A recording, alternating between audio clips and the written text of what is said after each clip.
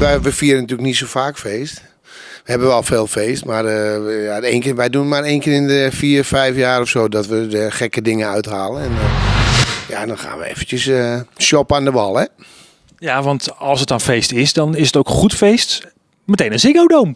Ja, meteen. Nou ja, goed, daar is nog wel wat aan vooraf gegaan natuurlijk. Het is niet meteen in 1 keer Ziggo Dome, maar dat is wel wat we nu gaan doen, ja. Het is op ons pad gekomen via Mojo. Mojo die heeft ons gevraagd om dat te doen. En dat laat je natuurlijk niet 2 keer vragen. Ja, want hoe is dat contact tot stand gekomen? Want het is niet de eerste keer dat jullie in een grote zaal zitten. Of tenminste, niet voor jou. Nee, nou ja, ik ben nu 61 en het moet waarschijnlijk 60 jaar duren voordat er een partij komt die gaat boeken. Hè? En in dit geval was dat Mojo. Die zaten op een gegeven moment bij ons in het café. En hij zegt, we missen nog een naam op jouw lijstje. Ik zeg, nou ja, en wat voor lijstje dan? Ik denk, waar heeft hij het nou over? Want ik wist helemaal niet wie het was.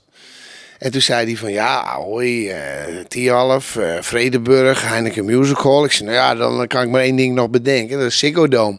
Ja, hij zegt, precies, dat bedoelen wij ook. Die ontbreekt nog op jouw lijstje.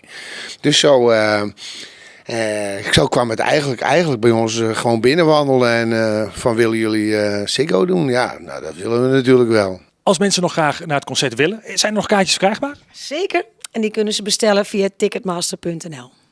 En eigen site van het café?